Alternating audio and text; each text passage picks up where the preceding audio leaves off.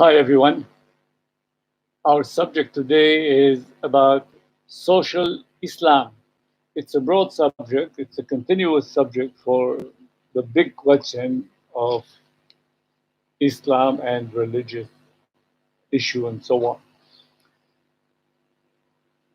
on. Um, Now, since political Islam uses and abuses religion for political purpose, social Islam, which is a recent aspect centralized in our society, is using and abusing religion to terrify the communities, implying rules and customs from outside the law and the religion, as if it necessarily completes Islam under the pretext of political Islam. And here comes a group of phony religious, unidentified and man-like, to perform the new mission. Most of them illiterate, uneducated, claiming to be leaders to guide and correct and judge people's attitude as if they represent God, insulting whoever does not comply with their instructions. To give an example, well, it's the main example. Unveiled women they call prostitutes or unbeliever or infidel, depending on the status of those women. Unfortunately, these aspects became viral on social media and gathered many followers as well as many objections and critics.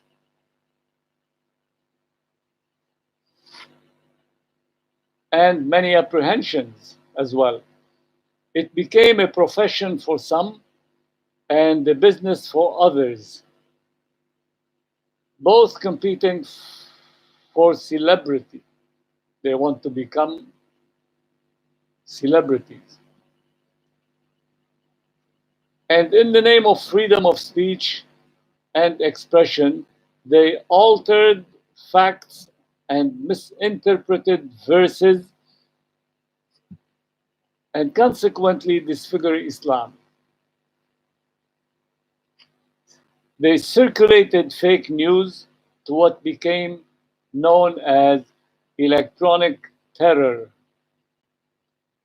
Because of the implication of regulations and the coercion by means of soft power or violent actions sometimes.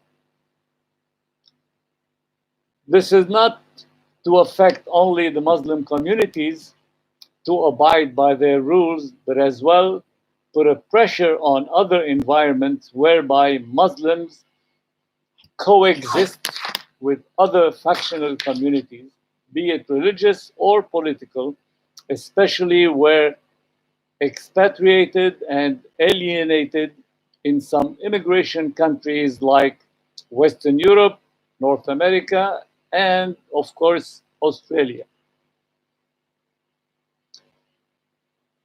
Putting many immigrants to face a crucial choice between their initial Muslim ID or the ID of the hosting country.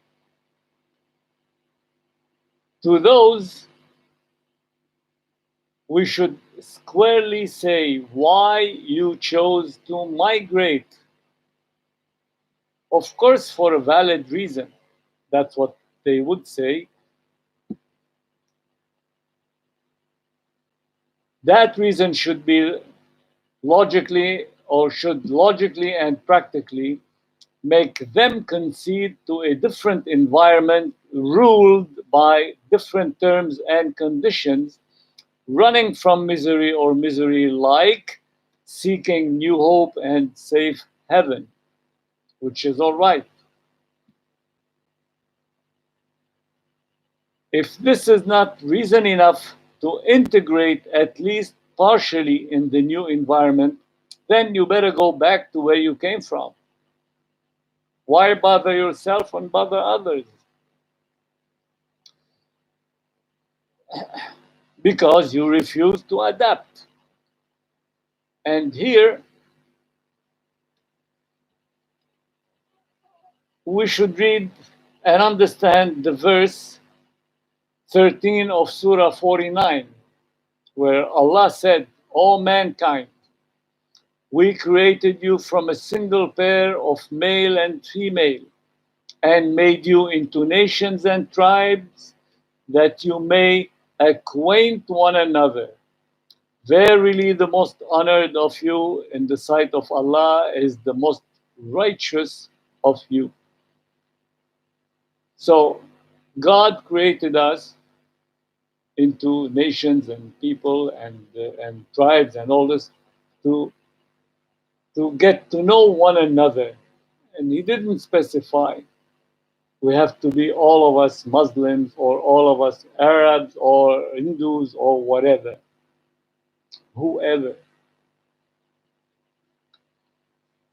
We see this affecting many family life where the parents, particularly uneducated and fanatics, imposed their religious opinions on their sons and daughters,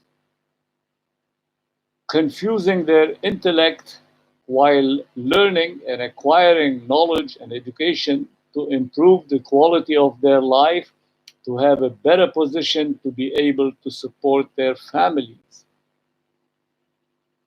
Worst cases, when subjecting women to their criteria based upon nothing but cruel fanaticism and fake ideologies for political purposes.